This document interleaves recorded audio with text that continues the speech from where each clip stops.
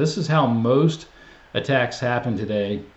Usually the victim is connected to the internet. They don't have to be connected to the internet to be compromised. Some of the like ransomware gangs like mailing USB keys to people that they claim are from government agencies, and people plug in the USB key and they get impacted. And there's trusted insider attacks. There's there's different ways they can call you to get passwords or login, but most people that get compromised are connected to the internet, and they usually get socially engineered into downloading some type of Trojan horse program, either through email or a compromised website or something. It also can be because the victim has unpatched software that the attacker takes advantage of, or it can be because the attacker has the victim's password or can guess at the victim's password. Those are the main three ways that people get successfully compromised today: social engineering, unpatched software, and some type of password guessing or cracking. Either way, this Trojan horse program gets activated. The first thing it does is modify the host system so it can live through a reboot. It then dials home, connects to what's called its command and control servers. Those are usually just other servers that are on Amazon or AWS or Azure or somebody's home computer that's being used as command and control servers, and it dials home, and usually it will download at least 2 other malware programs completely unrelated to itself, install them in 2 different places. None of the 3 are detectable by any of today's antivirus, and that's because the developer or the program keeps track of what antivirus programs are detecting it. A lot of times they'll go to Google's virustotal.com. If you've not been there, you can go there right now. You go www.virustotal.com, and it has 83 antivirus engines, but the developers can actually track which of the antivirus engines are starting to detect their malware creations.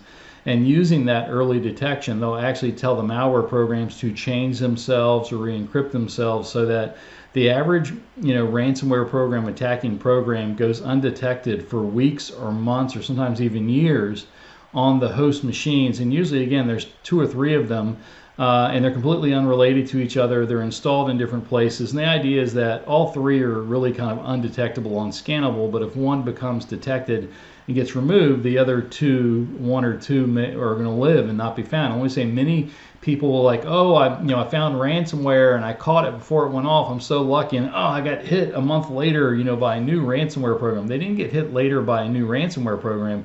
It was the same ransomware group, and they just found one of the malware programs and didn't completely clean and check all the machines, and so the other 2 were still there and allowed the hackers in. Either way, at some point the hacker connects to the command and control servers, gets a list of all the different devices and websites their malware creations have broken into. The malware creations are usually collecting all the passwords. Like if you store any passwords in your browser, where the browser says, hey, you want me to store your passwords so you can log in faster next time? Great. They take those passwords and upload them to the command and control servers.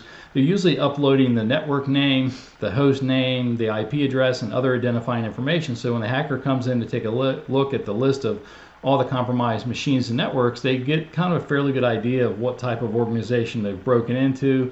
The hacker will usually remotely log into the compromised devices on that network, and that program is spreading around the network. And typically the attacker is going to try to log in using the same type of remote connection service that the compromised organization does. So if the compromised organization uses, Microsoft's Remote Desktop Protocol, RDP, they'll use it. If you use LogMeIn, they'll use LogMeIn. If you use VNC, they'll use VNC. Whatever it is, however you and your company and your people log in remotely to their computers, the hacker will do the same thing, because it's a lot harder for your defensive software programs to tell the difference between a hacker logging in using your remote programs and you logging in using your remote programs. They'll look around, they'll upload more scripts, they'll do more reconnaissance, they'll eavesdrop on emails, they'll read people's emails, they'll download the company's financial statements to see how the company makes its money, how much money it has, so they can charge you a particular ransom amount. If you have even like a cybersecurity insurance policy, they'll download that to see how much you're covered for insurance-wise, and they'll ask for that full amount. They'll find out what your crown jewels are. They'll steal data, they'll steal emails, and they'll steal that data and say, hey, if you don't pay us the ransom, we're going to release that data publicly. Again, many times these malware programs are in up to a year. I've seen even years in certain companies. I think the average dwell time now today is just a couple of weeks. It used to be 8 to 12 months. I think it's down to 1 or 2 months now, but they're still in there quite a long time. And it just really depends when the hacker finally gets to your company and looks around and takes what they want to do. They come in, analyze, assess the target, steal whatever they want, data and otherwise. And then if they're a ransomware group, they'll set off encrypting a bunch of different PCs and asking for the ransom. This is how most attacks happen today, this combination of malware and human adversary approach, where they're kind of changing their approach, many times ransomware, but can change their approach on the fly, doing whatever they want to do.